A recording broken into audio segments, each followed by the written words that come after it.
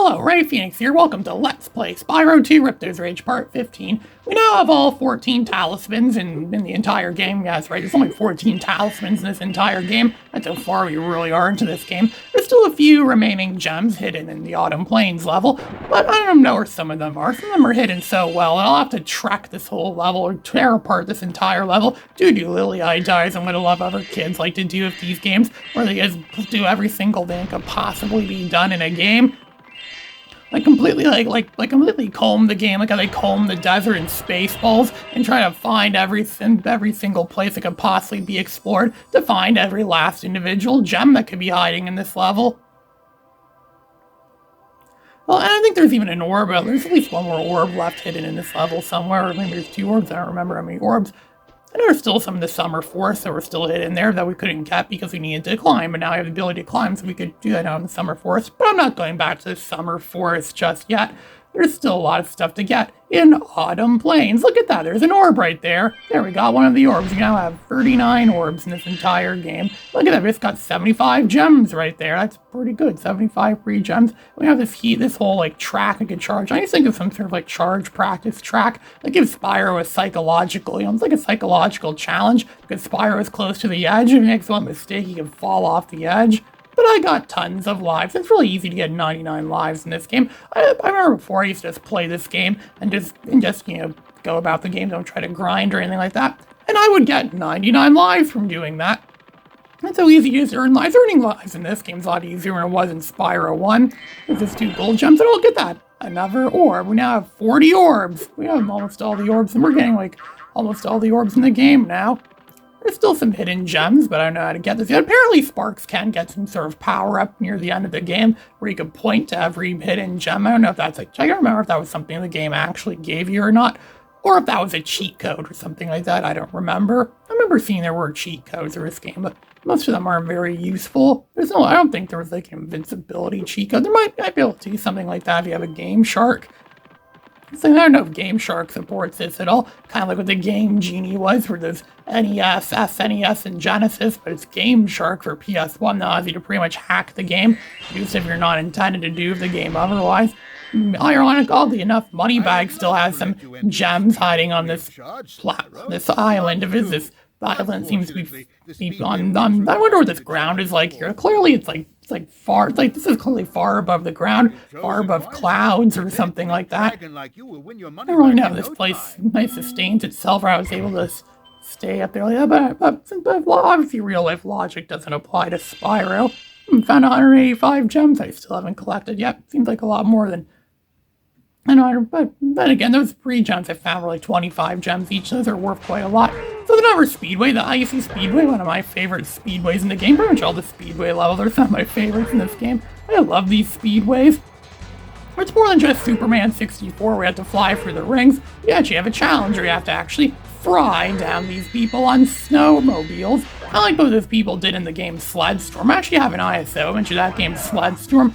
There's also a demo for it on the same disc of my Spyro 2 demo from the fall of 1999. I had a demo for Sledstorm I played. I never got the full game of Sledstorm. That's because I never found it anywhere, just like a lot of other PS1 games I never found anywhere back in the day. I never found Spyro 3 anywhere back when it was somewhat current. I didn't get a copy of it until years later for that reason. I wasn't even sure if it existed. So I never actually had any demos of Spyro 3, nor do I recall seeing ads for the game. Yet somehow I remembered Spyro 2 being advertised in demos and demo discs and things like that. I think one of my cousins may have had this game too that I don't remember. There were people who used to talk about Spyro. I'm like, oh, it's Spyro. You're lucky if you have a Spyro game. Your life is more complete with a Spyro game. I used to remember people talking about their things, so like that. And quite frankly, they're right. Spyro is one of the greatest things mankind has given to our world. Mankind's gift to mankind itself. Kind of like on the back of Jumping Flash 2, it says a gift from the heavens, implying Jumping Flash 2 is some kind of heavenly pleasure of a game. Where they're about to fry down those figure skaters. Those things look like those ice things from the what was that level called? Icy Crystal Glacier, that's what it's called. It's called Crystal Glacier. We're almost out of time. There's one more thing left for me to fry. I think it's one of the figure skaters. They look like they belong to the Colossus level of the game. Yeah, it was Colossus. And there, we got everything. We did it all in one attempt. That's kind of a rare thing for me to get it all in one attempt. I'll never get these in one try. But I did. Now I have to go find Hunter, and there is another mini-game in this level. I actually like how they embedded mini-games into these speedways. It really adds a lot more depth to these speedways. Something Spyro 1 was never able to do. Yeah, Spyro 1's a good game, but Spyro 2 is by all means better. I've come across tons of people that say Spyro 1 is a much better game than Spyro 2. I wonder why. If you think Spyro 1 is better than Spyro 2, why do you think that? You should write an essay explaining why it's a better game. I'd like to see your reasoning, your manipulative reasoning as to why Spyro 1 is better than Spyro 2. Spyro 2 is by all means a way better game. At least I think it's a way better game. But maybe I'm just nostalgia blind because I played this one first.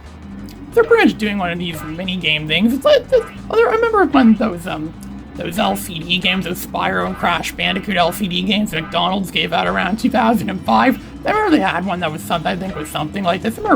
I vaguely remember playing it a little bit somewhere. I'm not sure if I ever got any of those. I didn't go to McDonald's an awful lot in 2005. Well, I did a few times. I don't think it was during when they had that promotion of the Spyro Crash Bandicoot games.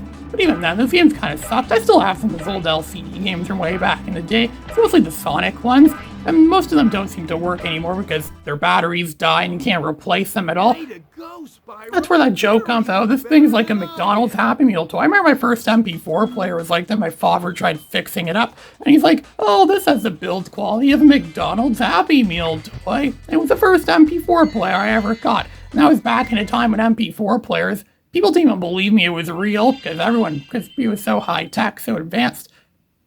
And yet people didn't believe it. It's like imagine being so far ahead of the times that people don't think people don't think your technology is real. I mean, like getting a PS5 in 2020 was a really big deal. Imagine we got a PS5 like a year earlier, 2019, before they officially existed. People wouldn't have believed you. No one would have believed you if you had one of those because those weren't intended to exist yet. So we're going to go and fight Gulp now. The Gulp is a boss. We've seen Gulp before in this game, but he's a boss for this level. The Autumn Plains. I found that most of the bosses in this game are generally easier than the bosses in the first Spyro game. Maybe that's why that guy liked Spyro 1 more, because Spyro 1 had more bosses, and the Spyro 1 bosses were generally more challenging. Or maybe it's just because I know this game a lot better, because I've played this game a lot more. I'm very familiar with this game. I have it etched in my memory pretty much. Gonna take on Gulp. Gulp, we've finally made Avalar ours. You've earned a special reward. Gulp, what is it, boy?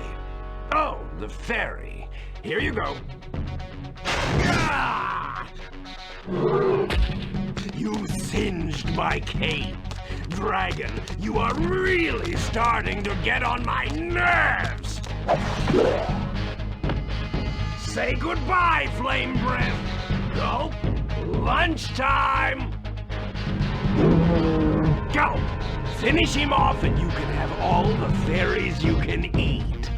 I'm going to enjoy this.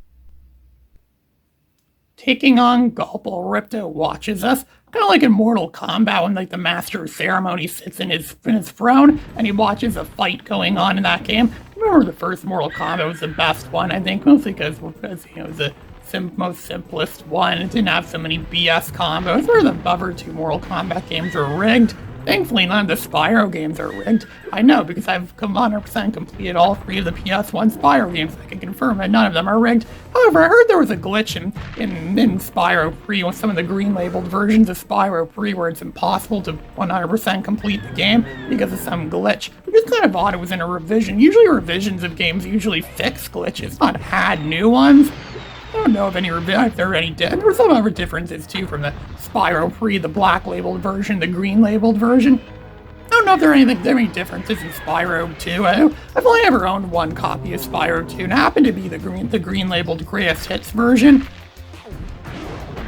That's the only version of the game I've ever owned. I don't know if it's different from the original release, and I'm not even sure of this ISO engine. It didn't specify if it was a revision 1 or later. Maybe it wasn't. Maybe this is the original version.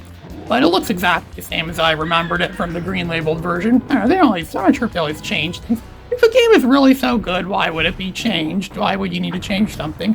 The only difference I found in green labeled games, or one of the only differences I found, was in Twisted Metal 3 in the green labeled version. It asks you if you want to play a linked game or not. Because you know how linking PS1 together really was a big hit, where you got two PS1s of two TVs, and yeah, they have to be in the same room when you can just use just two controllers in the same system.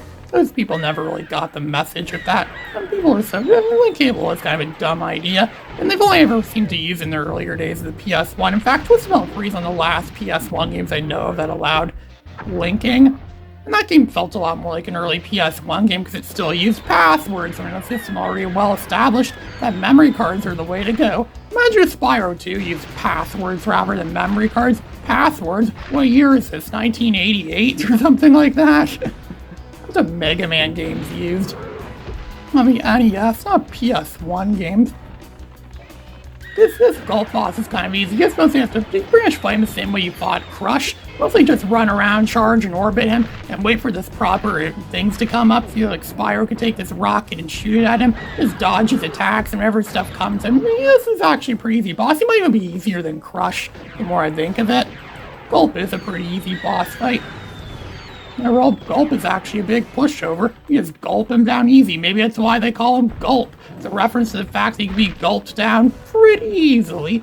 There's a bomb here. It's Fry the Bomb, the Bob-omb from Mario or something like that. I don't think it's a reference to Mario, but there's don't have any health left. If I get hit one more time, I'm dead. But he could say the same thing too. We're both pretty much tied right now. There's pterodactyls dropping stuff. Some people argue the dinosaurs are really extinct because birds are technically dinosaurs and birds are not extinct. Does that mean dinosaurs are not really extinct and they still live among us? Gulp has been defeated now. What a wuss. What a pushover that Gulp was.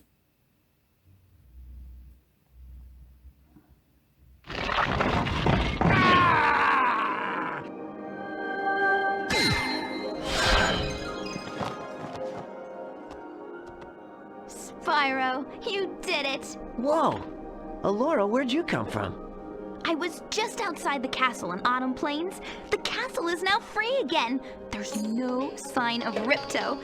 And since you've been around, the creatures of Avalar are finally starting to get along. Since you've done so much for Avalar, and since I know you really missed being on vacation, we really wanted to do something nice for you. It's not much, but we hope you like it. Wow, this is great! Aren't you gonna join me? No. I'd like to, but I've got to go check on the professor in the winter tundra. He's still trying to fix the super portal so we can send you home. Oh, that sounds interesting. I think I'll just hang out here for a while and soak up a few rays. Hey, where'd Alora go? I better follow her.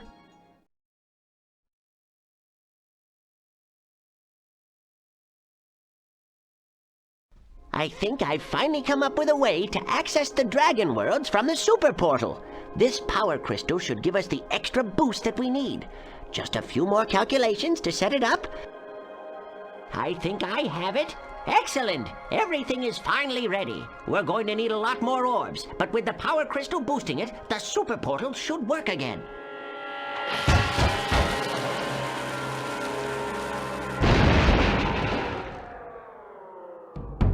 So, you thought you had gotten rid of me? Well, I'm afraid not. I persuaded that fat bear Moneybags to sell me a few bombs. Quick, the power crystal! Don't even try it, book boy, or you'll be the world's smartest pile of ashes. This is just what I need for a new scepter. Hunter, do something! Quick! Hey, give that back! Well, I tried.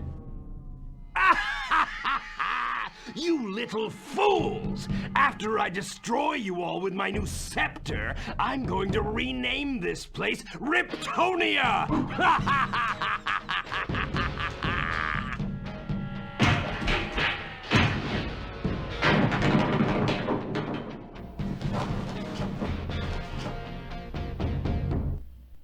I Ginger and Allura are some of the laziest people ever. They could have just stopped Ripto, but no, they stood in place and just said, Tundra, do something. She's so dependent on everyone else. No wonder why Ripto took over Avalar. Maybe he deserves to take over Avalar. Maybe they like having Spyro around so they can fight Ripto some more. And we're finally in the Winter Tundra, the final world of the game. This is Ray Phoenix, signing out.